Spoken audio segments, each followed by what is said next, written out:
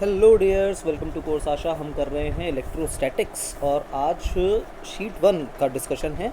हम second sheet का discussion कर चुके हैं, एक्सरसाइज 1 और 2 का, और शीट 1 का आज डिस्कशन स्टार्ट हो रहा है। शीट 1 के क्वेश्चन नंबर 1 to 19 आज डिस्कस किए जाएंगे इलेक्ट्रोस्टैटिक्स में।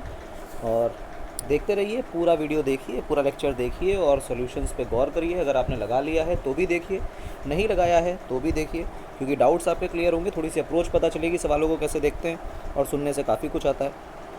तो electrostatics 1 sheet 1 solutions question number 1 to 19 like करिए, शेयर करिए, सब्सक्राइब करिए, ताकि जितने भी वीडियोज़ आएँ आपको मिलते रहें। और कंटेंट भर के मिलेगा अच्छी तरह से, मतलब प्रॉपर क्लासेस हैं, कोई प्रमोशनल वीडियो टाइप ड्रामेबाजी नहीं है यहाँ पर। तो डायरेक्ट पहले क्वेश्चन पे जंप करते हैं। आइए देखिए क्वेश्चन क्या कह रहा है शीट का, कि electric field strength eight a distance r from the charge q is e। What will be the electric field strength if the distance of the observation point. इसी को फील्ड पॉइंट भी बोला जाता है। तो मैं कलर को थोड़ा चेंज कर लूँ और मैं आपको बताऊँ, जो ऑब्जर्वेशन पॉइंट लिखा गया है, कई कई जगह पर इस ऑब्जर्वेशन पॉइंट को फील्ड पॉइंट लिखा होता है। फील्ड पॉइंट, ठीक, एक ही बात है। तो फील्ड पॉइंट का डिस्टेंस 2r कर दिया गया। सबको पता है कि चार्ज वगैरह चेंज नहीं किया है, कोई मीडियम नहीं लाए हैं। Electric field is 1/r²। अगर r² है तो मेरे हिसाब से अगर 2 टाइम्स इलेक्ट्रिक फील्ड कर दोगे तो 4r² हो जाएगा, 4 टाइम्स कट जाएगी, e/4 इज़ द आंसर। और अगर किसी को नहीं समझ आया है ऐसे तो पूरा पूरा लिख लिख के कर लो, तो वो भी अच्छा लगेगा। इलेक्ट्रिक फील्ड जब r सेपरेशन पे निकाल के देखो और 2r सेपरेशन पे अलग से निकाल के देखो, और फिर दोनों को कंपेयर करा लो। एक ये तरीका हो सकता है, ठीक है ना। E is equal to 1/4 epsilon not q/r²। ये इलेक्ट्रिक फील्ड E है, और जो E प्राइम है उसकी value 1/4 epsilon not q/2r is the separation, और पूरे का स्क्वायर। तो ये जो वैल्यू बन जाएगी, ये 1/4 एप्सिलॉन नॉट q/r² इंटू 1/4। क्या ये पहले से 1/4 हो गई है? हाँ। और ये वैल्यू तो E है, तो यानी कि जो मेरा E प्राइम है दैट इज़ e/4। तो B option is the correct option. Easy question है, इसमें कुछ भी खास नहीं है। सेकंड क्वेश्चन देखते हैं। सेकंड क्वेश्चन कह रहा है, the surface charge density on a copper plate is sigma, the electric field strength on the surface of the sphere is. तो मेरे हिसाब से हम लोगों ने ये कर रखा है कि electric field E field near the surface of the conductor, near the surface of a conductor, ये। और इस इलेक्ट्रिक फील्ड का फॉर्मूला सिग्मा/एप्सिलॉन नॉट हुआ करता है, ठीक है ना। आपको अगर समझ नहीं आता तो ऐसे भी देख सकते हैं कि मान लो एक कंडक्टर है ये, और इसके अंदर मान लो मटेरियल भरा हुआ है, क्योंकि कॉपर दिया हुआ है, कॉपर इज़ अ कंडक्टर, है ना, ये है। अब हम यहाँ पर चार्ज डेंसिटी जो है दैट इज़ सिग्मा, हम यहाँ पर एक गॉसियन सरफेस बनाए छोटी सी, तो जो इसमें चार्ज एनक्लोज्ड होगा उसकी वैल्यू होगी सिग्मा इंटू ए, जो हमने एरिया ले रखा है। और छोटी सी दूरी ली है तो electric field is perpendicular to surface, क्योंकि कंडक्टर की सरफेस इक्वी पोटेंशियल होती है, और एरिया वेक्टर भी बाहर की तरफ आ रहा है, तो दोनों के अंदर एंगल ज़ीरो है। अंदर इलेक्ट्रिक फील्ड ज़ीरो होती है कंडक्टर के, इसलिए अंदर तो ज़ीरो हो गई। तो आपको लगाना चाहिए E into A is equal to Q enclosed by epsilon not. आपने ये लगाया, और E ही रहा और ए ही रहा। क्यू एनक्लोज की जगह सिग्मा इंटू ए लिखेंगे अपॉन एप्सिलॉन नॉट, तो ए से ए कैंसिल, तो E बराबर सिग्मा बाय एप्सिलॉन नॉट, ये वैल्यू हो जाएगी। एक तो ये खास बात है इस वैल्यू की, ठीक है। दूसरी खास बात क्या है कि आप देखें कि जब आप इन्फानाइट शीट से निकालते थे इलेक्ट्रिक फील्ड, तो इन्फानाइट शीट में इस तरफ भी इलेक्ट्रिक फील्ड होती थी, पीछे भी इलेक्ट्रिक फील्ड होती थी, क्योंकि पीछे इधर भी एयर है, इधर भी एयर है, कोई कंडक्टर तो है नहीं। जबकि कंडक्टर के केस में अंदर का मटेरियल कंडक्टिंग है, और कंडक्टिंग मटेरियल की खास बात ये होती है कि वहाँ इलेक्ट्रिक फील्ड जीरो होगी, इसलिए इस एरिया से कोई फील्ड नहीं जाएगी, इसीलिए सिर्फ E इंटू ए ही एक बार लिखा गया है। वरना जब इन्फानाइट शीट की इलेक्ट्रिक फील्ड लिखते हैं तो 2 टाइम्स E.da लिखते हैं, क्योंकि इधर से भी इलेक्ट्रिक फील्ड लिखनी होती है और इधर से भी इलेक्ट्रिक फील्ड लिखनी होती है, जबकि कंडक्टर के केस में एक ही तरफ आती है। इसलिए सिग्मा/एप्सिलॉन नॉट इज़ योर आंसर, ठीक ना। जो यहाँ पे लिखा हुआ है Q बाई एप्सिलन नॉट, उसकी जगह पे ये डी ऑप्शन में आप इसको सिग्मा बाई एप्सिलन नॉट कर लीजिए या फिर Q by A epsilon naught कर लीजिए। ठीक, तो शीट में थोड़ा सा ये एरर है कि ये Q बाई एप्सिलन नॉट नहीं, सिग्मा बाई एप्सिलन नॉट है। आइए आगे। What is the angle between the electric dipole movement and electric field due to it on the axial line?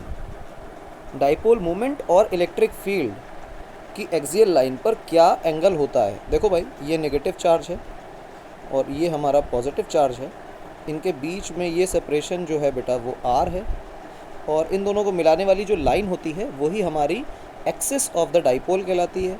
ये एक्सिस बन गई। और हम लोगों ने इस इलेक्ट्रिक फील्ड में सीखा हुआ है कि जो इलेक्ट्रिक फील्ड है, गौर से देखें, अब इलेक्ट्रिक फील्ड बनाने की अगर हम कोशिश करें तो ये दिखाई देगा कि ये राइट साइड में आ रही है electric field, E due to plus q की electric field away from the charge, और E due to minus q क्योंकि electric field of negative charges towards the charge. तो ये हो गया। अब गौर से देखो, ये जो तुम्हारा P पॉइंट है, फील्ड पॉइंट है, उस फील्ड पॉइंट से माइनस क्यू की दूरी ज़्यादा है और प्लस क्यू की दूरी जो है वो कम है। अगर ऐसा है तो कॉमन सेंस है कि जो E due to plus Q है वो ग्रेटर होगा E due to minus Q के, क्योंकि सेपरेशन पे चीज़ें डिपेंड करती हैं, सेपरेशन ज़्यादा तो फील्ड कम और सेपरेशन कम तो फील्ड ज़्यादा। तो जो E नेट होने वाली है वो E नेट इसी तरफ आने वाली है। ठीक, ये डायरेक्शन होगी E नेट की। E नेट की डायरेक्शन तो पता चल गई। अब डाइपोल मूवमेंट की डायरेक्शन क्या होती है? फिजिक्स में हम पढ़ते हैं कि डाइपोल मूवमेंट की डायरेक्शन नेगेटिव से पॉजिटिव की तरफ होती है। तो this is the direction of dipole movement. क्या मेरा डाइपोल मूवमेंट भी इधर ही आ रहा है और क्या मेरी इलेक्ट्रिक फील्ड भी इधर ही आ रही है? तो दोनों के बीच का एंगल कितना हुआ? तो theta becomes 0 degrees. First option is correct. ठीक, और अगर नहीं भी याद है, ये समझ तो आया ही होगा, वरना तो डायरेक्टली भी देखा जा सकता है कि अगर हम लोग जो इलेक्ट्रिक फील्ड का फॉर्मूला पढ़ते हैं वेक्टर फॉर्मेट में डाइपोल का एक्सिस पर, उसका फॉर्मूला होता है 2kp vector by are cube. तो आप देखें, इलेक्ट्रिक फील्ड वेक्टर और पी वेक्टर एक ही डायरेक्शन में है, इसीलिए पी वेक्टर के टर्म में लिखा गया है। ये एक्सिस के लिए, और यही अगर इक्वाटोरियल के लिए होता तो हम माइनस लगा देते, क्योंकि इलेक्ट्रिक फील्ड और डाइपोल मूवमेंट ऑपोजिट डायरेक्शन में इक्वाटोरियल लाइन पे हुआ करते हैं। In a region of space having a uniform electric field, ये बहुत इंपॉर्टेंट टर्म्स होते हैं, जब भी यूनिफॉर्म बोला जाए तो उसको पकड़ के चलना है। A hemispherical bowl of radius r is placed, the electric flux through the bowl is. अब देखो, हेमिस्फेरिकल बाउल है तो बेसिकली ये खुला हुआ है, ओपन सरफेस। ठीक, क्लोज तो नहीं है। ये इसकी रेडियस हो गई यार, क्योंकि हम इसके अंदर जा भी सकते हैं, इससे बाहर आ भी सकते हैं, इसलिए ये ओपन सरफेस है। इससे कितना फ्लक्स जाएगा ये पूछा जा रहा है। कांस्टेंट इलेक्ट्रिक फील्ड है। अब मान लो इलेक्ट्रिक फील्ड ये है तुम्हारी, ठीक, this is your electric field, और हेमिस्फेरिकल बाउल रखा हुआ है। मैं कह रहा हूँ कि हेमिस्फेरिकल बाउल को छोड़ दो, मान लो ये तुम्हारे पास एक डिस्क है, आर रेडियस की डिस्क है, तो कुछ ये डिस्क हो गई।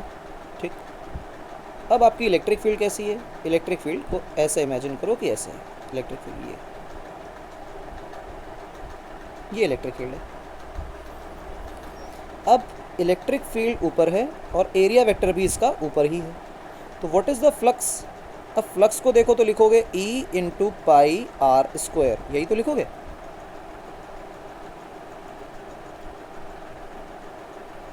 E into pi are square, अच्छा लगा, E into pi are square. अब क्या किया जाए? अब देखो, अगर ये ओपन सरफेस है, ठीक है ना, मैं दो तरह से इसके आंसर्स बताऊंगा। ये है E into pi are square. अब सोचो कि इसी की जगह पर अगर ये ना करके ये कर दिया जाता कि इस सरफेस को ऐसे बंद कर दिया जाता, तो फ्लक्स का अमाउंट कितना होता? ये हेमिस्फीयर बना दिया, फ्लक्स का अमाउंट कितना है? फ्लक्स का अमाउंट तो उतना ही है, क्योंकि उतनी लाइनें तो जा रही हैं, जितनी इस डिस्क से अंदर एंटर करेंगी उतनी ही तो हमारे स्फीयर से निकलेंगी, हेमिस्फीयर से निकलेंगी, तो डिस्क अमाउंट तो उतना ही रह गया। कोई फ़र्क तो नहीं पड़ा, बिल्कुल नहीं पड़ा। तो इसका मतलब ये है कि जो फ्लक्स है वो E into pi are square ही होना है, E into pi are square. तो बेसिकली हम जो लिया करते हैं वो हमेशा जो हम लोग एरिया लेते हैं वो प्रोजेक्शन का एरिया होता है। ठीक, एरिया ऑफ प्रोजेक्शन हमारे काम आता है, area of projection. Area of projection का क्या मतलब है वो समझो। एरिया ऑफ प्रोजेक्शन ये है कि मान लो कि आपके पास ये हेमिस्फीयर है, इस हेमिस्फीयर पे आप लाइट डालें और यहाँ पे एक स्क्रीन हो, उस पर आप इसकी परछाई बनाएं तो वो सर्कुलर बनेगी। तो ये जो एरिया आएगा इस परछाई का, इस प्रोजेक्शन, परछाई को हम लोग बोलते हैं प्रोजेक्शन, इस प्रोजेक्शन का एरिया कहलाएगा एरिया ऑफ प्रोजेक्शन। तो अल्टीमेटली वो एरिया ऑफ प्रोजेक्शन ही हमारे काम का है, क्योंकि जितना फ्लक्स इस आर रेडियस के डिस्क से एंटर कर रहा है उतना ही फ्लक्स हमारे इस हेमिस्फेरिकल बाउल से निकलेगा। कई बच्चे इसमें ये गलती कर सकते हैं और इवन कई किताबों में ये गलत भी दिया होता है। मैं आपको फिर से बताऊं कि किताबों में बहुत एरर इस चीज़ को लेकर के होता है कि वो क्या करते हैं, ई इंटू डी ए का इंटीग्रेशन, क्लोज तो हटा दें, क्लोज तो नहीं, तो ई इंटू ए कर देते हैं। जैसे ई इंटू ए, और ए जो है हेमिस्फीयर का लगाना हो अगर, तो हेमिस्फीयर के लिए हमें लिखना चाहिए 2 पाई आर स्क्वायर। तो ये हो जाता है हमारा फ्लक्स, जबकि ये गलत है। ये गलत इसलिए है कि आप 2 पाई आर स्क्वायर थोड़ी लगाएंगे, जितना फ्लक्स डिस्क से जा रहा है उतना ही फ्लक्स तो हेमिस्फीयर से जा रहा है, तो उसकी ज़रूरत क्या है? ठीक है ना, ये ध्यान रखें। ठीक है, इंपॉर्टेंट है ये। तो E into pi are square, sheets में ये आंसर, कई जगह किताबों में भी ये चीज़ गलत होती है। ओपन सर्फेसेस के लिए प्रोजेक्शन का एरिया ही हमारे काम का होता है, ओपन सर्फेसेस के लिए। अगला सवाल देखें, a cylinder of radius R and length L is placed in a uniform electric field E. ठीक, सिलेंडर है, उसकी रेडियस है आर और लेंथ है उसकी एल, यूनिफॉर्म इलेक्ट्रिक फील्ड में रखा है, इंपॉर्टेंट टर्म है। Parallel to the axis of cylinder, electric field जो है वो एक्सिस के पैरेलल है, यानी कि अगर मैं ऐसा एक सिलेंडर बनाने की कोशिश करूं, दिस इज़ माय सिलेंडर, और ये उसकी एक्सिस हो गई, तो जो इलेक्ट्रिक फील्ड है वो इसके पैरेलल है। इलेक्ट्रिक फील्ड को इसके पैरेलल कर दीजिए।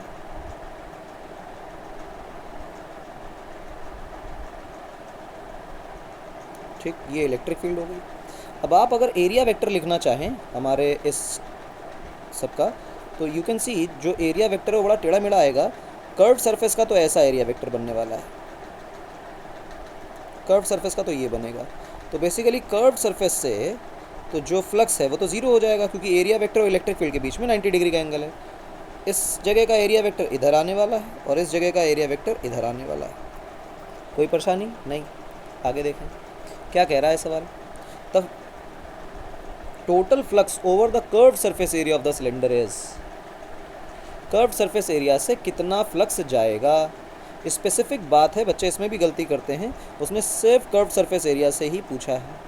तो कर्व सरफेस एरिया से तो भाई ज़ीरो ही जा रहा है, क्योंकि कोई लाइन कर्व सरफेस एरिया को कट तो कर ही नहीं रही है, वो उसके अलॉन्ग ही है। और तो मैथमेटिकली देखना चाहो तो एंगल 90 डिग्री का बन रहा है। तो अगर मैं लिखूँ integration of E dot d A या E d A cos theta, और ये सब क्लोज्ड, क्लोज की जगह कर्व लिखना चाहिए, मैंने क्लोज लिख दिया गलती से। ओनली कर्व सरफेस से देखें तो जो ये थीटा है, दिस थीटा इज़ 90 डिग्रीज, क्योंकि एरिया वेक्टर और इलेक्ट्रिक फील्ड के बीच का एंगल है। तो कॉस 90 की वैल्यू 0, तो फ्लक्स कितना 0, तो ये हो गया 0। 7वां सवाल देखें, an electric dipole when placed in uniform electric field E, electric dipole है उसको यूनिफॉर्म इलेक्ट्रिक फील्ड में रखा गया है। ध्यान रखें कि यूनिफॉर्म इलेक्ट्रिक फील्ड जब भी कभी होगी, ई कांस्टेंट होगा, तो डाइपोल पर एफ नेट जो होगा वो 0 होगा, पर टाउ नेट जो होगा वो नॉन ज़ीरो होगा। ठीक, और टाउ नेट हमेशा नॉन ज़ीरो ऐसा ज़रूरी नहीं है, टाउ नेट नॉन ज़ीरो हो सकता है, एफ नेट पक्का पक्का 0 रहेगा अगर इलेक्ट्रिक फील्ड कांस्टेंट है तो। अच्छा, जो भी डाइपोल है will have a minimum potential energy if the dipole movement makes an angle with E. अच्छा, किस एंगल पर पोटेंशियल एनर्जी मिनिमम होती है ये पूछा जा रहा है। तो जरा पोटेंशियल एनर्जी के फॉर्मूला को याद करो। तो पोटेंशियल एनर्जी का formula was minus times P E cos theta, where theta is the angle between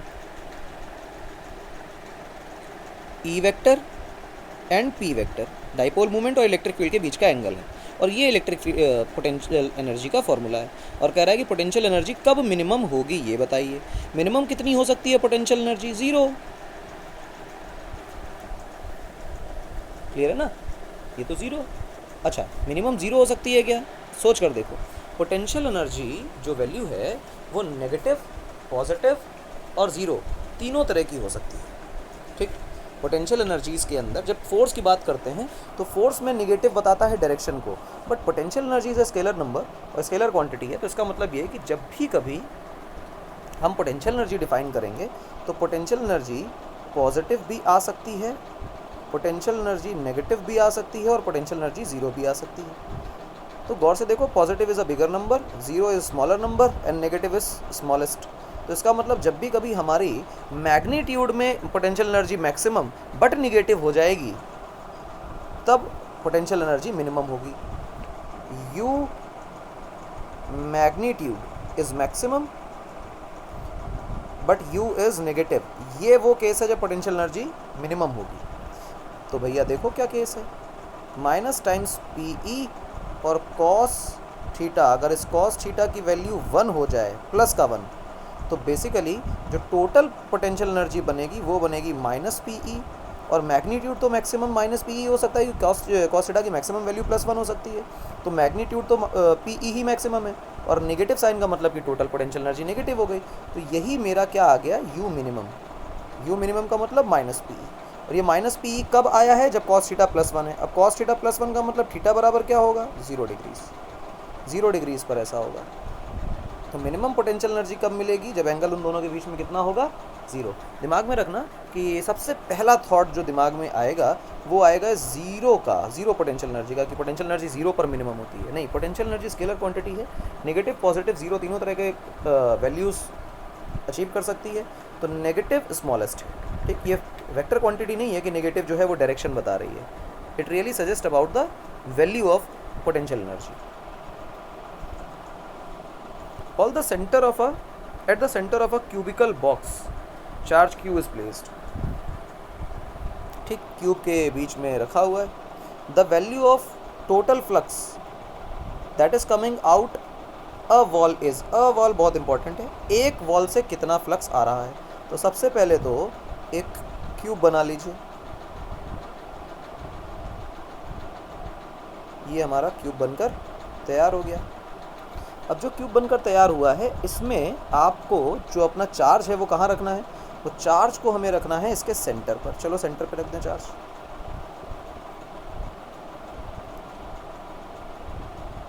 ये चार्ज रखा है। अब total flux through the surface के, total flux through the cube, phi total cube से जा रहा होगा Q बाई एप्सिलॉन नॉट, क्योंकि किसी भी क्लोज सरफेस से जो टोटल फ्लक्स जाता है that is nothing but Q by epsilon not. अच्छा, अगर ये सेंटर है तो क्या ये सरफेस 1, सरफेस 2, सरफेस 3, सरफेस 4, बाहर वाली सरफेस 5, अंदर वाली सरफेस 6, सारी की सारी सरफेसेस क्या हमारे इस चार्ज से आइडेंटिकल सेपरेशंस पर हैं? हाँ। और क्या ये बिल्कुल सिमेट्रिक सेंटर पर हमारा चार्ज रखा है? हाँ, सिमेट्रिक सेंटर पर रखा है। मतलब 6 की 6 सरफेसेस मेरे इस चार्ज के लिए बिल्कुल आइडेंटिकल हैं। हाँ, अगर मेरे चार्ज के लिए 6 की 6 सरफेसेस आइडेंटिकल हैं तो जो फ्लक्स होगा वो सिमेट्री ये कहती है कि 6 की 6 सरफेसेस से बराबर जाता होगा। यानी कि flux through 1 surface is equal to flux through 2 surface is equal to flux through 3 surfaces is equal to 4th surface is equal to flux through 5th surface is equal to flux through 6th surface. यानी इन 6 के 6 को जोड़ दें तो जो मेरे पास answer आएगा वो Q बाई एप्सिलॉन नॉट होना चाहिए, क्योंकि total flux Q by epsilon naught होता है। तो 6 times phi is equal to Q by epsilon naught. तो flux through 1 wall is Q by 6 epsilon naught. Q by 6 epsilon naught, D is correct.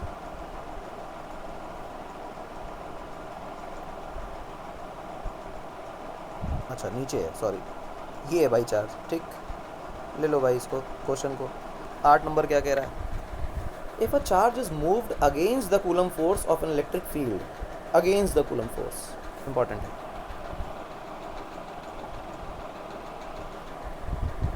Then work is done by the electric field. Energy is used from some outside source. The strength of field is decreased. The energy of the system is decreased. नहीं, energy कैसे decrease होगी? देखो, let us से कि मेरे पास ये एक charge Q और इससे चारों दिशाओं में इलेक्ट्रिक फील्ड फैल रही है। चारों दिशाओं में इलेक्ट्रिक फील्ड फैल रही है, अच्छा भी लग रहा है देखे कि हाँ भाई इलेक्ट्रिक फील्ड है, सब सही है, कोई दिक्कत नहीं। अब मैं कोई दूसरा चार्ज Q0 लेकर आ रहा हूँ, जब मैं इसके पास लेकर आऊँगा इस तरफ, तो कॉमन सेंस है कि इस Q नॉट पे जो मेरे Q की वजह से फोर्स लगेगी वो पीछे की तरफ लगेगी। ये है F इलेक्ट्रोस्टैटिक और ये है F एक्सटर्नल, एजेंट ये लगा रहा है। और अगर मैं इसको इसके पास लेकर आ रहा हूँ तो कॉमन सेंस है कि जो एक्सटर्नल एजेंट का वर्क है, वर्क बाय एक्सटर्नल एजेंट, वो पॉजिटिव है और वर्क बाय इलेक्ट्रोस्टैटिक जो है वो नेगेटिव है। यानी कि इलेक्ट्रोस्टैटिक वर्क डन कर नहीं रहा है, इलेक्ट्रोस्टैटिक पर वर्क डन हो रहा है। Work is done on the system, not by the system. तो पहला तो गलत है, work done by electric field तो हो ही नहीं रहा। सी को देखें, बी को छोड़ दें क्योंकि बी सही है, या बी को देख लेते हैं। Energy is use from the outside source, external agent is outside source, उसका वर्क डन पॉजिटिव है। और जब भी कोई एजेंट वर्क डन करता है तो वो अपनी एनर्जी को इस्तेमाल करके ही वर्क डन करता है, यानी एक्सटर्नल एजेंट ने अपनी एनर्जी इस्तेमाल करी, यानी आउटसाइड सोर्स ने एनर्जी इस्तेमाल करी। D is correct option. Now let's come to C. Strength of field is decrease ना भैया, स्ट्रेंथ ऑफ फील्ड कैसे डिक्रीज हो सकती है जब हम चार्ज के पास जा रहे हैं? ये तो फील्ड इंक्रीज होनी चाहिए, यानी कि सी ऑप्शन भी गलत है। The energy of the system is decrease, energy is के क्यू नॉट बाई आर। अब जैसे जैसे आर डिक्रीज होगा वैसे वैसे यू इंक्रीज होगा। हम तो आर को डिक्रीज कर रहे हैं, चार्ज के पास लेते चले आ रहे हैं, तो पोटेंशियल एनर्जी तो इंक्रीज होनी चाहिए, यानी कि डी ऑप्शन भी गलत है। तो only B is the correct answer. ठीक है, आइए देखिए। The charge given to any conductor resides on its outer surface because, किसी भी कंडक्टर को चार्ज दो तो उसकी आउटर सरफेस पर रुकता है। ये बहुत इंपॉर्टेंट टर्म है, क्यों हमेशा समझना। चलो ऑप्शन पढ़ लेते हैं फिर एक्सप्लेन करते हैं। The free charge tends to be in its minimum potential energy, बिल्कुल सत्य बात है। The free charge tends to be in minimum kinetic energy से कोई मतलब ही नहीं होता, लॉजिक नहीं है इसका। The free charge tends to be in maximum potential energy state, nonsense. दुनिया की सारी चीज़ें मिनिमम पोटेंशियल एनर्जी ही गेन करना चाहती हैं और इसी बात के लिए केमिकल बॉन्डिंग का पूरा चैप्टर इसी बात पे बना हुआ है। जो दुनिया भर में केमिकल रिएक्शंस हो रही हैं वो सारी मिनिमम पोटेंशियल एनर्जी गेन करने के लिए ही हो रही हैं। The free charge tends to be in maximum kinetic energy state, wrong. आओ देखो समझाता हूँ। हम लोगों ने सीखा है positive charge flows from higher potential to lower potential, negative charge flows from lower potential to higher potential. मैं क्लास में भी इलस्ट्रेशन देता हूँ और मैंने क्लास में इलस्ट्रेशन दिया भी था। ये मान लो ये 0 वोल्ट का एक लाइन है, ये -10 वोल्ट की लाइन है और ये +10 वोल्ट की लाइन है, मतलब ये इक्विपोटेंशियल कर्व बना दिए मैंने। एक चार्ज है यहाँ पे Q पॉजिटिव और एक चार्ज है यहाँ पे Q नेगेटिव। Q पॉजिटिव वाला किधर भागेगा? हायर टू लोअर, मतलब इधर भागेगा। और नेगेटिव वाला किधर भागेगा? लोअर टू हायर, इधर भागेगा। जब ये +Q इधर आ जाएगा तो इधर आ गया +Q, और -Q किधर आ जाएगा? इधर आ जाएगा अपने आप। अच्छा, अब आप इसको गौर से देखें और समझें। जब यहाँ पर +Q था तो उसकी पोटेंशियल एनर्जी कितनी थी? 0। और -Q की पोटेंशियल एनर्जी कितनी थी? 0, क्योंकि पोटेंशियल एनर्जी का फॉर्मूला Q × V होता है। ठीक, तो V Q की 0 है तो U भी 0 हो जाएगा। और जब पॉजिटिव वाला यहाँ पहुँच गया तो उसकी पोटेंशियल एनर्जी कितनी हो गई? Q × V, यानी Q तो Q रहा और V की वैल्यू है -10, तो बेसिकली -Q × 10। और जब -Q इधर आ गया तो यहाँ पोटेंशियल कितना है? 10, तो यहाँ पर पोटेंशियल एनर्जी कितनी हो जाएगी? -Q × 10। गौर से देखो, अभी भी -Q × 10 और यहाँ भी -Q × 10। नेगेटिव पोटेंशियल एनर्जी है, नेगेटिव पोटेंशियल एनर्जी है। यहाँ पे 0 पोटेंशियल एनर्जी थी, 0 पोटेंशियल एनर्जी थी। पॉजिटिव चार्ज कह रहा है कि हम हायर टू लोअर जाएंगे और नेगेटिव चार्ज कह रहा है कि हम लोअर टू हायर जाएंगे, बट दोनों मिलकर एक चीज़ इंश्योर कर रहे हैं कि हर बार जिस भी दिशा में वो भाग रहे हैं वहाँ पर उनकी पोटेंशियल एनर्जी कम हो रही है। यानी कि चार्ज के नेचर को अगर मैं छोड़ दूं तो कंबाइन करके इन पॉजिटिव नेगेटिव चार्जेस के लिए मैं कह सकता हूं कि हायर पोटेंशियल एनर्जी स्टेट से लोअर पोटेंशियल एनर्जी स्टेट की तरफ मेरा पॉजिटिव और नेगेटिव दोनों चार्ज भागता है, और यही सत्य वचन है। हायर पोटेंशियल एनर्जी स्टेट से लोअर पोटेंशियल एनर्जी स्टेट तक। और किसी भी कंडक्टर में अगर कोई भी चार्ज जहाँ भी रिसाइड हो रहा है तो वो वहीं रिसाइड होगा, भागकर उस दिशा में जाएगा जहाँ पोटेंशियल एनर्जी कम हो, क्योंकि चार्ज के भागने की तो वो दिशा है कि भाई positive charge higher to lower potential, negative charge lower to higher potential. But potential energy का कंसेप्ट दोनों के लिए सेम है कि वो हायर पोटेंशियल एनर्जी स्टेट से लोअर पोटेंशियल एनर्जी स्टेट में जाते हैं, और जितना लोअर हो सकता है वो उतने लोअर स्टेट में जाने की कोशिश करते हैं। तो अगर कोई चार्ज सरफेस पर रिसाइड हो रहा है, इसका मतलब सरफेस पर ही उनकी पोटेंशियल एनर्जी मिनिमम है, यानी कि जो हमारा चार्ज है वो चाहता है कि मिनिमम पोटेंशियल एनर्जी स्टेट में रुका जाए। ठीक, ये बात। आइए आगे। 10 नंबर सवाल देखते हैं क्या कह रहा है। Identify the wrong statement in the following. Wrong statement ढूंढना है। Coulomb's law correctly describes the electric force that. Coulomb's law जो है वो उस इलेक्ट्रिक फोर्स को करेक्टली डिस्क्राइब करता है जिसकी वजह से क्या क्या होता है। जो होता है वो ऑप्शन लिखे हैं और हमें रॉन्ग स्टेटमेंट चूज़ करना है, यानी कि जो नहीं होता है वही ढूंढना है। Binds the electrons of an atom it's nucleus, तो ये बिल्कुल सही है, इसमें कोई परेशानी नहीं है क्योंकि ऐसा ही होता है भाई। न्यूक्लियस बीच में है, इलेक्ट्रॉन इनके चारों तरफ चक्कर मार रहा है, तो जो सेंट्रीपिटल फोर्स है वो तो इस इलेक्ट्रोस्टैटिक फोर्स से ही मिल रही है ना, तो ये तो सही है। मतलब हमें रॉन्ग ढूंढना था, ये तुम्हारा ऑप्शन नहीं है। Binds the protons and neutrons in the nucleus of an atom, तो गौर से देखो न्यूट्रॉन्स आर न्यूट्रल, ठीक। तो जो चार्ज ही नहीं है तो फोर्स कैसे लगेगी इलेक्ट्रोस्टैटिक, बिल्कुल नहीं लगेगी। और कह रहा है कि प्रोटॉन और न्यूट्रॉन को आपस में बाइंड करके रखता है। जब न्यूट्रल है, न्यूट्रॉन न्यूट्रल है, उस पर कोई चार्ज ही नहीं, तो इलेक्ट्रोस्टैटिक फोर्स कैसे लग सकती है। मतलब ये ऑप्शन गलत है और जो ऑप्शन गलत है वही हमारा ऑप्शन है। और दूसरी बात, प्रोटॉन्स और न्यूट्रॉन्स को बाइंड करने वाली स्ट्रॉन्ग न्यूक्लियर फोर्सेस होती हैं, ठीक है ना। तीसरा ऑप्शन भी देख लो, bind atoms together to form molecules. अरे एटम तो बाइंड इसी से होते हैं ना, चाहे वो वॉन डर वाल फोर्सेज हों, चाहे इलेक्ट्रोस्टैटिक फोर्सेज हों, और चाहे मेटालिक बॉन्ड्स हों, या किसी भी तरह के बॉन्ड हैं तो वो इलेक्ट्रोस्टैटिक इन नेचर ही। Binds atom and molecules together to form solids, वहाँ भी वही काम हो रहा होता है, बिल्कुल सही है। यानी बी ऑप्शन गलत। बी ऑप्शन गलत का मतलब बी स्टेटमेंट गलत है, यानी बी ऑप्शन ही हमारा ऑप्शन है, खत्म। अगला देखो क्या कह रहा है। कह रहा है infinite parallel plane sheet of metal is charge to charge density sigma coulomb per square metre in the medium of dielectric constant K. Intensity of electric field near the metallic surface will B.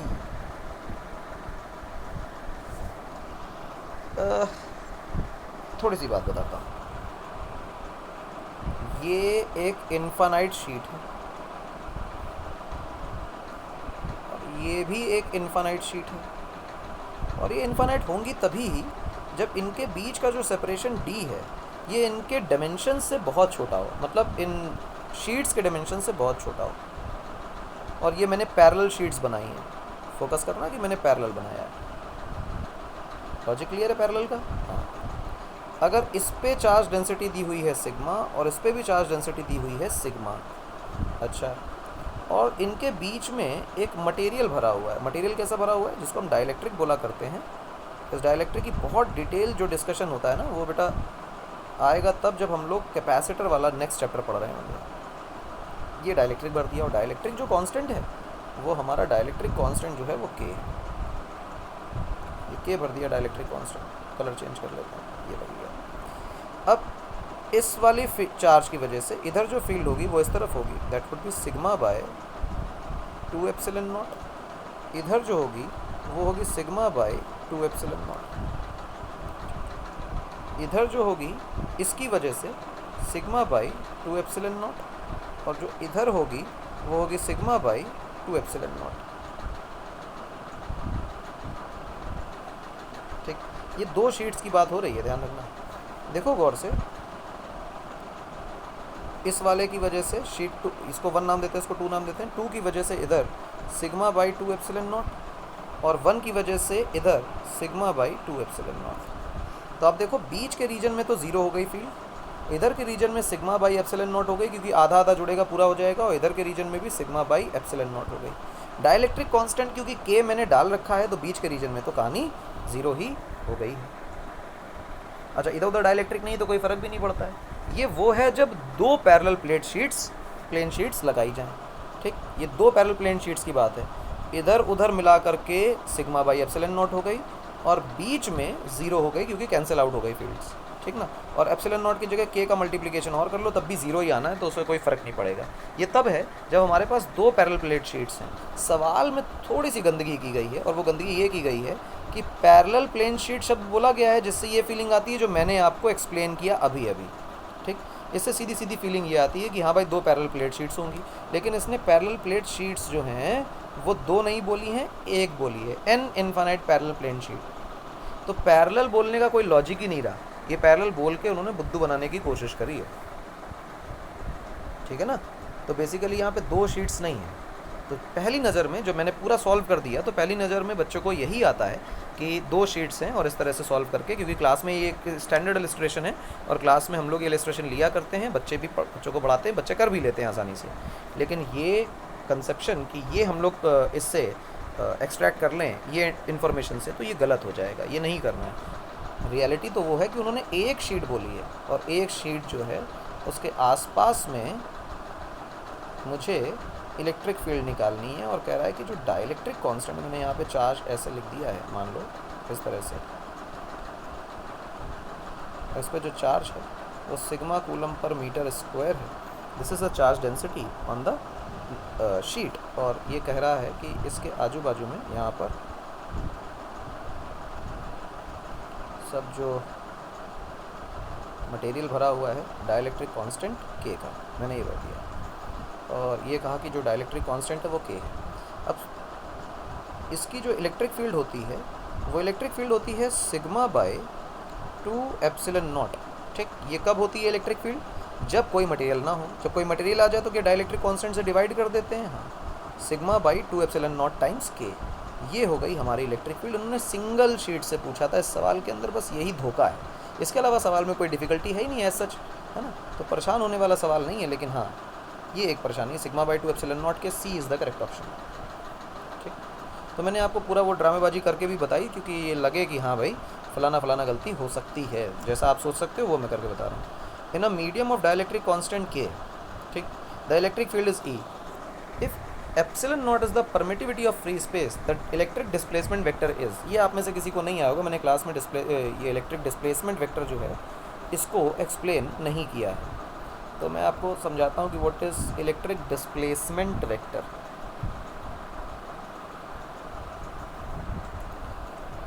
Electric displacement vector क्या है वो देखो। जैसे मानो कि ये सिर्फ मैं पॉइंट चार्ज का एग्जांपल लेके बता रहा हूँ, और ये इलेक्ट्रिक डिस्प्लेसमेंट वेक्टर सभी जगह काम करती है। लेटर से मेरे पास एक पॉइंट चार्ज है Q, और उससे R सेपरेशन पे एक फील्ड पॉइंट है P, जिस पर मुझे इलेक्ट्रिक फील्ड निकालनी है। और जब मुझे इलेक्ट्रिक फील्ड निकालनी है तो I hope electric field away from the charge आएगी। मैंने पॉजिटिव चार्ज लिया हुआ है, दिस इज E, और इस E का फॉर्मूला जो बनेगा that would be 1/4 pi epsilon naught Q by R square into 1/k। ठीक है ना, ये है 1/4 पाई एप्सिलॉन नॉट k। ये हो गया बेटा, समझो इस बात को। अब इसमें से मैं इस डाइलेक्ट्रिक कांस्टेंट और एप्सिलॉन नॉट को अलग कर लेता हूँ, यानी 1/4 pi epsilon not, epsilon not लिख दिया गलती से, एप्सिलॉन नॉट को तो अलग करना है मुझे, 4 पाई R स्क्वायर, और ऊपर रहा बेटा Q, और मैं यहाँ लिख लेता हूँ एप्सिलॉन नॉट इंटू के।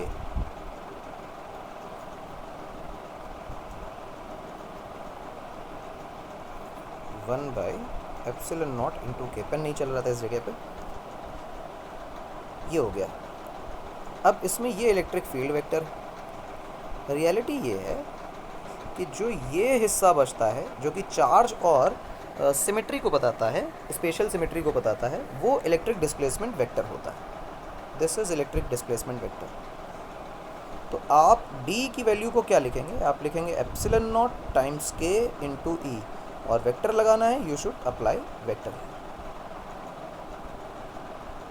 ये ठीक, देखो जो मैंने D लिखा, तो इसी से अगर इस तरफ देख लो ये D है, तो E की वैल्यू क्या लिखी जाएगी?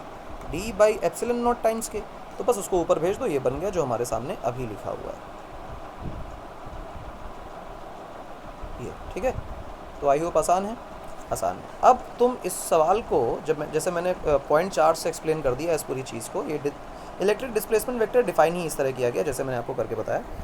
और आप इस चीज़ को समझो कि मैंने पॉइंट चार्ज से किया, ये कभी भी हो सकता है। अब ये इलेक्ट्रिक फील्ड जो है वो ड्यू टू पॉइंट चार्ज भी हो सकती है, ठीक, और ड्यू टू इनफाइनाइट शीट भी हो सकती है, और ड्यू टू इनफाइनाइट वायर भी हो सकती है, और ऐसे बहुत सारे और भी जितने चार्ज डिस्ट्रीब्यूशंस हो सकते हैं वो कुछ भी यहाँ लिया जा सकता है। यानी कि मैं इसको ऐसे कह सकता हूँ कि अब मैं इसको इरेज कर दूं और फिर डायरेक्टली सिर्फ इतना स्टेटमेंट लिख दूं, due to any charge distribution.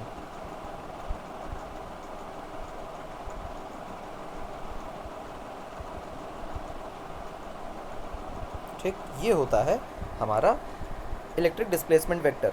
और एग्जांपल के लिए मैंने आपको पॉइंट 4 से समझा दिया। तो एप्सिलॉन नॉट के इंटू ई कहीं है क्या? कहीं है? देखो दिख रहा है क्या? दिख रहा है, आई होप। एप्सिलॉन नॉट के इंटू ई, ये है इलेक्ट्रिक डिस्प्लेसमेंट वेक्टर। और इसको डिफाइन ही इस तरह किया गया, डो नॉट कंसीडर कि कोई नई फिजिक्स है, इसी तरह इसको डिफाइन किया गया है, डिराइव नहीं हुआ है। Two conducting spheres of radii r1 and r2 are charged to same surface charge density. The ratio of electric fields near their surfaces is, उनके सरफेस के आसपास की जो कंडक्टिंग स्फीयर्स हैं और दोनों की सरफेस चार्ज डेंसिटी सेम है। अच्छा, तो याद करो कि what is electric field near the surface of a conductor. ये फॉर्मूला हमने किया है लास्ट लेक्चर में, शायद यही काम किया था हम लोगों ने, कि electric field near the surface of a conductor. तो मेरे हिसाब से उसकी वैल्यू होती थी सिग्मा बाय एप्सिलॉन नॉट। याद है क्या? सिग्मा बाई एप्सिलॉन नॉट याद है? अगर सिग्मा बाई एप्सिलॉन नॉट याद है तो नियर द सरफेस लिखा है, electric fields near the surface, तो basically sigma by epsilon naught, इसमें सिग्मा दोनों के लिए बराबर है। तो सिग्मा बराबर तो एप्सिलॉन नॉट तो दोनों के लिए सेम ही, क्योंकि तो कांस्टेंट होता है। तो इलेक्ट्रिक फील्ड चाहे वो E1 लिखो चाहे वो E2 लिखो, क्या 1:1 आने वाली हैं? बिल्कुल 1:1 ही आने वाली है। Electric field near the surface of a conductor, तो 1:1 इज़ द आंसर। ठीक, इसको इस तरह से भी देख सकते हो कि जैसे बोर्ड्स का तरीका जो है, या ये कह लो कि एक और साधारण तरीका देख लो। अगर तुम्हें ये फार्मूला नहीं आता है, क्योंकि स्कूलों वगैरह में ये जो electric field near the surface of a conductor का केस है वो पढ़ाया नहीं जाता है। मान लो कंडक्टिंग स्फीयर है और वो ऐसा है, एक और कंडक्टिंग स्फीयर ले लो, उसकी रेडियस थोड़ी अलग है, मैं उसको थोड़ा बड़ा बना देता हूँ।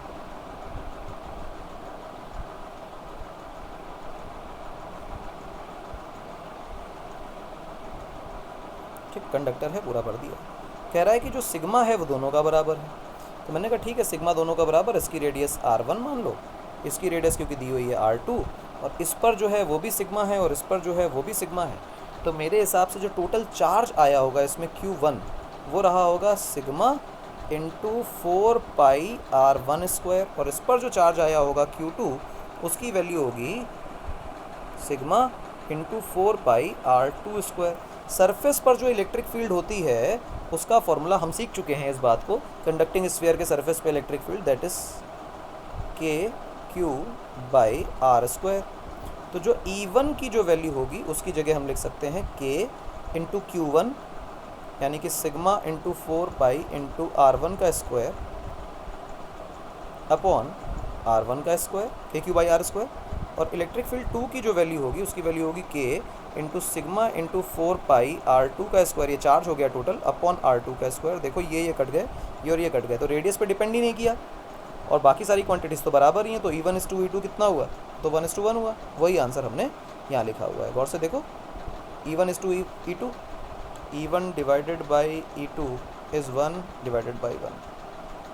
ठीक, इस तरह से भी देख सकते हो। या तो फॉर्मूला याद है तो डायरेक्ट हो जाएगा, और नहीं तो ऐसे भी हो सकता है। The charge Q is placed at the center of an open end of cylindrical vessel is this। ठीक, जैसा अरेंजमेंट दिखाया जा रहा है, सिलेंडर है और एक एंड ओपन है। ठीक, the flux of electric field through the surface of vessel is, देखो भाई एक काम करो, ये जो तुम्हारे पास आधा सिलेंडर बना है, ओपन सिलेंडर बना हुआ है, इसको कंप्लीट कर लो। ठीक, और ऊपर से भी बंद करने की कोशिश करो, नीचे से भी बंद करने की कोशिश करो। यहाँ तुम्हारा रखा हुआ है चार्ज। ठीक, क्या मेरा चार्ज इस कंप्लीट सिलेंडर के बिल्कुल सिमेट्रिक सेंटर पे रखा है? हाँ। और total flux through this complete cylinder is Q bye epsilon not, क्योंकि किसी भी क्लोज सरफेस से फ्लक्स जो होता है Q बाई एप्सिलॉन नॉट होता है। मैंने क्योंकि इस तरह से अपने इस कंस्ट्रक्शन को किया है कि जस्ट डबल कर दिया है सिलेंडर को, और सिमेट्रिक सेंटर पे मैंने चार्ज को रखा है, जो ये बात इंश्योर करता है कि इस ऊपर वाले हिस्से से जितना फ्लक्स जाएगा उतना ही फ्लक्स इस नीचे वाले हिस्से से जाएगा, और जो नीचे वाला हिस्सा है वो मुझे यहाँ बनाकर दिया गया है। यानी आधा जो फ्लक्स जा रहा है, ये जो फ्लक्स आधे हिस्से से जाएगा वो फ्लक्स टोटल बाई 2 होगा, यानी Q by epsilon not into 1/2 होगा, यानी Q बाई 2 एप्सिलॉन नॉट।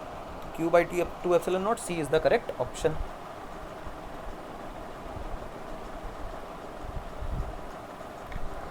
ठीक है ना।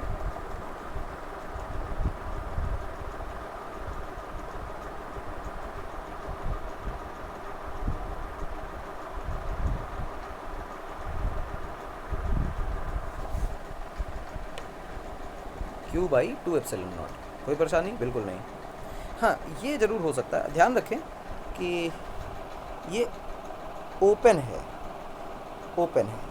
अगर यही सिलेंडर ऐसे दिया होता कि नीचे से सिलेंडर क्लोज्ड होता और चार्ज बाहर रखा होता तो फ्लक्स ज़ीरो हो जाता, लेकिन क्योंकि इस सवाल के अंदर कतई ये फ्लक्स ज़ीरो नहीं, मतलब ये ओपन एंड दिया हुआ है, ना कि सिलेंडर को क्लोज करके दिया हुआ है, जिसकी वजह से flux Q by 2 epsilon naught ही है। ठीक, सवाल देखें अगला क्या कह रहा है। Two thin infinite parallel plane sheets, अब दो शीट्स आ गई हैं, ध्यान रखना है। Have uniform surface charge density sigma and minus sigma, the electric field in the space between the two sheets is.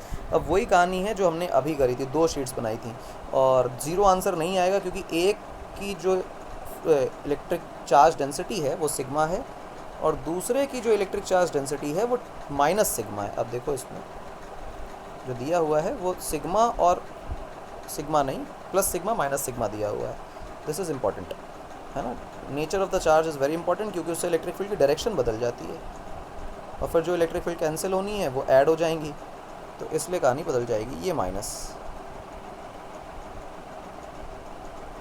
ये माइनस, ठीक है। अब इस पर जो मैंने फील्ड दे रखी, चार्ज डेंसिटी दे रखी है, दैट इज़ प्लस सिग्मा, और इस पर जो दे रखा है दैट इज़ माइनस सिग्मा। क्योंकि ये इन्फानाइट शीट हैं तो इनकी जो इलेक्ट्रिक फील्ड है वो किसी कीमत पर डिस्टेंस पर डिपेंड नहीं करेगी। इसकी वजह से electric field away from the charge perpendicular to sheet sigma by 2 epsilon naught, और इस नेगेटिव वाले की वजह से अपनी ही तरफ होगी सिग्मा बाई 2 एप्सिलॉन नॉट। क्या दोनों फील्ड्स एक ही तरफ आ गई हैं? हाँ, दोनों फील्ड्स एक ही तरफ आ गई हैं, तो जो ई नेट आने वाला है उनको क्या हमें डायरेक्टली जोड़ देना चाहिए? बिल्कुल, यानी sigma by 2 epsilon not plus sigma by 2 epsilon not. अब कई बच्चे कहेंगे कि सर जी चार्ज तो नेगेटिव सिग्मा था, आपने प्लस सिग्मा क्यों लिख दिया, उस जगह इस जगह नेगेटिव क्यों नहीं डाला? तो उसका लॉजिक है भैया, नेगेटिव चार्ज जो है वो इलेक्ट्रिक फील्ड की दिशा को अवे फ्रॉम द चार्ज ना करके टूवर्ड्स द चार्ज कर दे रहा है, और मैंने उसी फील्ड को एरो से बना भी दिया राइट साइड में, लेफ्ट की जगह राइट में बना दिया। इसका मतलब क्या है, वो नेगेटिव जो है वो डायरेक्शन ऑफ फील्ड को काउंटर कर रहा है। तो अगर नेगेटिव चार्ज इलेक्ट्रिक फील्ड की डायरेक्शन को कंट्रोल कर रहा है तो मैंने इलेक्ट्रिक फील्ड की डायरेक्शन तो अपने मन से बना ली, फिर नेगेटिव डालने की क्या ज़रूरत है? इसलिए उसको नहीं लिखा और ये लिख दिया। अब आधा आधा सिग्मा बाई एप्सिलॉन नॉट जुड़ेगा तो बनेगा क्या? Sigma by epsilon not. ये है मेरा आंसर। आंसर 15 देखें। अच्छा, बिटवीन द स्पेसेस पूछा गया था तो sigma by epsilon naught he correct option है, कोई दिक्कत होनी नहीं चाहिए। ठीक है,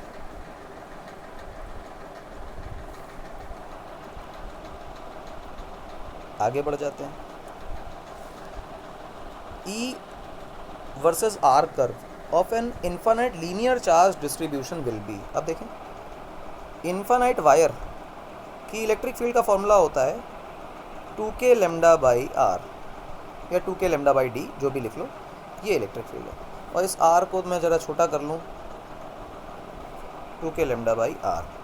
ठीक, हम लोग ये कर चुके हैं, बाकी सब कांस्टेंट है, तो इलेक्ट्रिक फील्ड का R से रिलेशन कैसा है? 1/r वाला। क्या ये हाइपरबोला होता है? हाँ सर, हाइपरबोला होता है। अगर ये हाइपरबोला है तो क्लियर दिखाई दे रहा है, सी इज़ द करेक्ट ऑप्शन। हाँ, सी करेक्ट ऑप्शन है। ठीक, 17 नंबर सवाल देखें।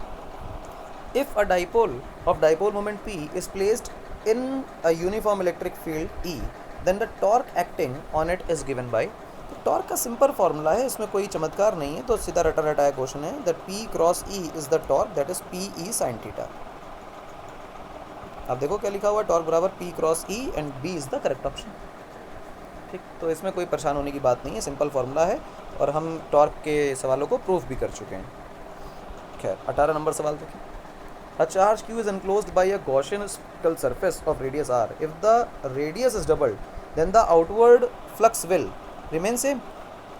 मान लो आपने q चार्ज लिया और ये हमारी गॉसियन सरफेस है, इससे कुछ फ्लक्स जा रहा है q बाई एप्सिलॉन नॉट। अब बताओ इतना बड़ा फ्लक्स एरिया ले लें, सरफेस एरिया ले लें, ये स्फीयर बना लें, तो कितना फ्लक्स जाएगा? उतना ही जाएगा भाई, लाइनें तो उतनी ही हैं, क्योंकि फ्लक्स का जो क्लोज सरफेस से फ्लक्स का formula that is q by epsilon not, वो सरफेस की रेडियस से इंडिपेंडेंट है और रहेगा भी, क्योंकि जितनी लाइनें निकल रही हैं उतनी ही तो क्रॉस करेंगी किसी भी सरफेस को। कितना भी यहाँ पे बना लो एक सरफेस, ऐसे बना लो, ऐसे बना लो, कुछ भी कर लो, तो जो भी सरफेस लोगे अगर टोटल चार्ज इनक्लोज्ड है तो फ्लक्स तो q बाई एप्सिलॉन नॉट ही आने वाला है, रेडियस पर डिपेंड नहीं करता, तो remain same.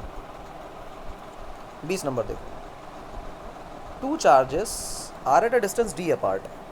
If a copper plate of thickness d by 2 is kept between them, the effective force will be.